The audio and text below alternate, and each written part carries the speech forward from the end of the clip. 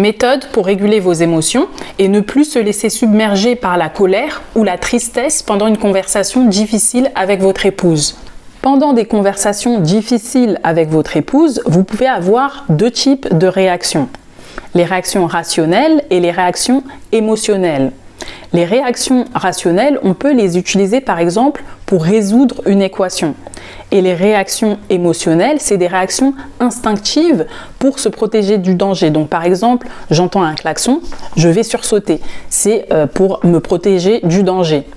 Et donc pendant une conversation, au début de la conversation difficile avec votre épouse, vous allez utiliser une réaction rationnelle. Mais à un moment donné, vous allez switcher et passer à une réaction émotionnelle. Et donc la méthode, c'est d'identifier quel est l'élément déclencheur qui vous fait passer de rationnel à émotionnel. Et pour identifier cet élément déclencheur, vous devez vous connaître vous-même. Connaître vos propres peurs, vos propres frustrations et connaître votre passé émotionnel. Savoir pourquoi vous réagissez de la façon dont vous réagissez. Et donc, il faut se développer, avoir une croissance personnelle, vous développer vous-même, identifier quelle est votre personnalité. Mon épouse me dit qu'elle m'aime mais n'est plus amoureuse de moi. Elle ne veut plus d'une relation romantique avec moi. Que faire ? Votre épouse n'est plus amoureuse de vous parce qu'elle vous voit comme un colocataire. Donc elle vous aime, elle vous respecte. Par contre, elle ne vous voit plus comme un amant. Et donc elle a l'impression que l'herbe est plus verte ailleurs. Pourquoi est-ce qu'elle va perdre son temps dans cette relation alors qu'elle peut avoir une relation beaucoup plus épanouissante et beaucoup plus stimulante ailleurs? Elle a l'impression d'avoir évolué alors que vous êtes resté en retrait. Et quand je parle d'évolution, je parle de développement personnel.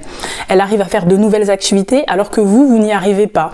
Elle arrive à faire de nouvelles choses dans sa vie et vous n'y arrivez pas. Donc vous n'avez pas évolué et vous n'arrivez plus à la stimuler, à aller de l'avant, à avancer au même rythme qu'elle. Et donc elle se dit, je peux trouver mieux puisque à ce niveau-là, avec lui, je n'évolue pas. Il n'a pas évolué, donc je mérite mieux. Et ce que je veux dire, je vais prendre un exemple assez simple. Personne numéro 1, ses amis lui proposent d'aller en vacances et cette personne-là dit non, je ne peux aller en vacances qu'à un endroit où il y a la plage et l'hôtel. Sinon, je ne suis pas heureux, je ne vais pas profiter.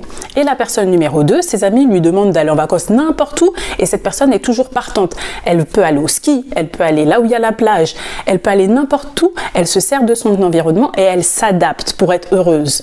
Elle n'a pas besoin de quelque chose de précis.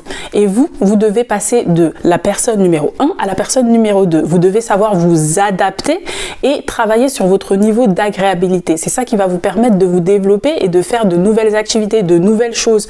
Pousser votre épouse à faire aussi de nouvelles choses. Et grâce à ça, elle va vous admirer et ressentir de nouveau ce désir pour vous. Mon épouse me dit qu'elle ne m'a jamais aimé. Pourquoi et comment gagner son amour? Votre épouse ressent tellement de douleur actuellement qu'elle a l'impression de ne jamais vous avoir aimé. C'est-à-dire que son niveau d'expérience négatif avec vous est tellement élevé qu'il surpasse toutes les expériences positives qu'elle a eues avec vous par le passé. Et donc, elle a cette impression de ne jamais vous avoir aimé. Par contre, de votre côté, sachez aussi que c'est un test. Donc, elle va tester votre réaction. Est-ce que si elle vous dit ça, vous devenez immédiatement triste, vous ressentez de la colère? Si c'est le cas, ça veut dire que vous avez échoué au test. Vous ne devez pas vous laisser abattre par les réactions ou les sentiments de votre épouse. Votre seul et unique objectif, c'est recréer de la confiance. Donc, vous devez vous concentrer uniquement sur ça et être beaucoup plus à l'écoute, empathique. C'est grâce à ça que vous allez pouvoir recréer une connexion émotionnelle avec votre épouse, ce qui va vous permettre de la reconquérir.